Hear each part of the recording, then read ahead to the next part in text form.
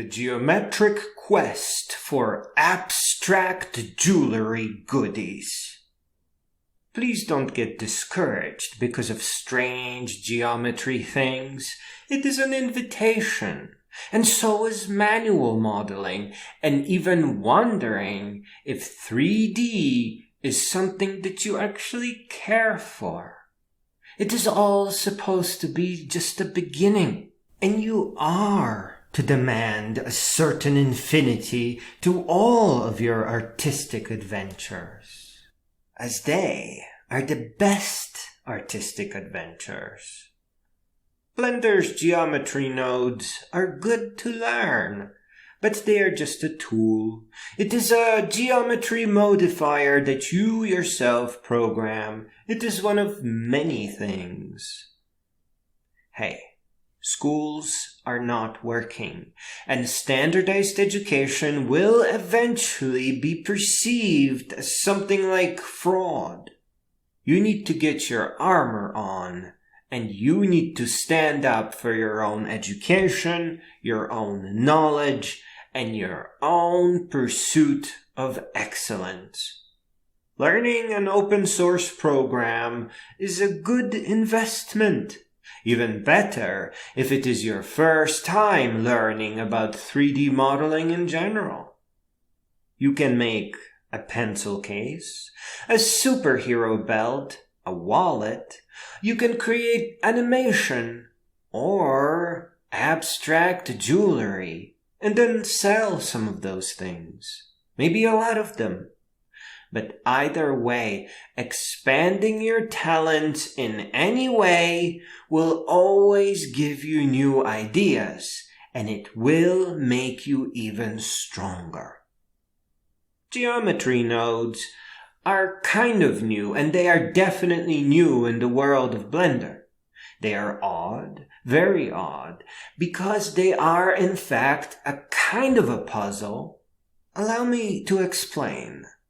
See, some of our greatest inventions are not in fact built on stable foundations perfectly suited to support them, but rather the things beneath are seemingly unrelated to the end product, more chaotic or alien even.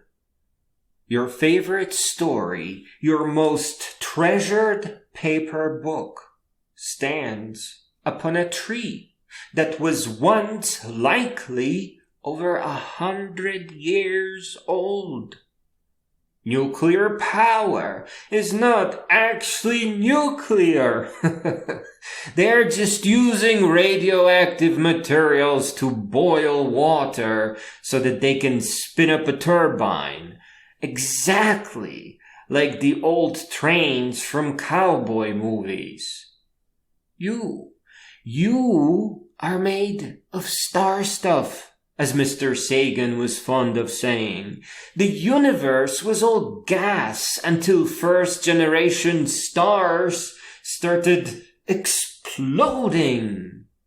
And your golden jewelry doesn't just come from a dying star, but from an exploding supernova, as only those can make atomically heavier elements like gold. A standard star will only make iron. Mitochondria in your cells, or the powerhouse of the cell, as schools brainlessly call them, are separate organisms. Nearly separate enough to worry. They have a bacterial genome, and although they talk to the cells they live in, they still divide like bacteria.